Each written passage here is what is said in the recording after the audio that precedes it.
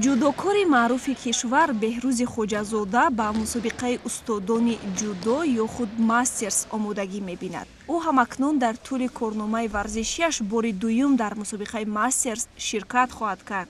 роҳ ёфтан ба ин мусобиқа ва баромад кардан дар он кори саҳлу осон нест, чунки тибқи муқаррарот дар мастерс ҳамон варзишгароне ширкат мекунанд ки дар радабандии ҷаҳонӣ то зинаи 38-умро касб карда бошанд.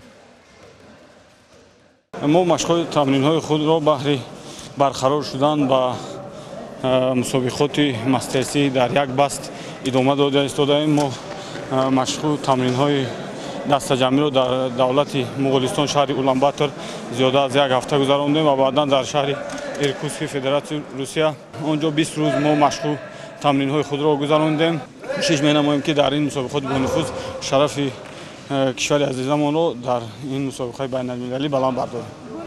имсол мусобиқаи мастерс аз 4 то 6 август дар шаҳри Будапешти Маҷористон доир мешавад. Тоҷикистонро дар ин мусобиқа Эмомалӣ Нуралӣ дар вазни 60 кг, Обид Ҷебов дар вазни 66 кг, Беҳрӯз Хоҷазода дар вазни 73 кг, Комроншои Устопириён дар вазни 90 кг ва Темур Раҳимов дар вазни ҷамъи 100 кг намояндагӣ мекунанд.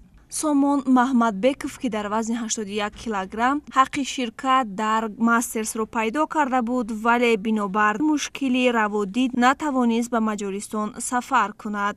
чун мастерс яке аз чорабиниҳои муҳим ва рейтингӣ ба ҳисоб меравад, тамринҳои ҷудокорон ҳам барвақттар шурӯъ шуданд ва онҳо якчанд марҳиларо дар бар гирифтанд.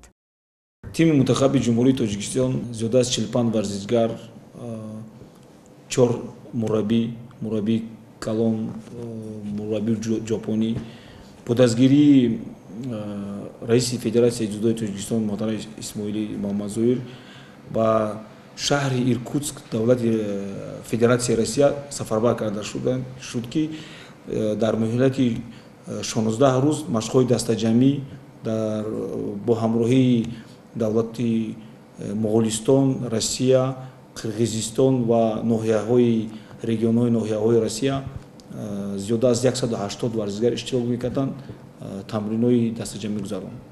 имрӯз тими мунтахаби ҷудочони олимпии Тоҷикистон дар як ҳолати хуби варзишӣ қарор дорад ки мо умедворем ки натиҷаи хуби ба даст меоваранд. бори аввал якбора 6 ҷудокори тоҷик ҳуқуқи ширкат дар мастерсро пайдо кард ки ин ҳам бо дар назардошти дастовардҳои баланди онҳост. то ин дам дар тӯли таърихи ҷудои тоҷик танҳо Темур Раҳимов ба гирифтани медали нуқраи мастерс даст ёфтаасту халос.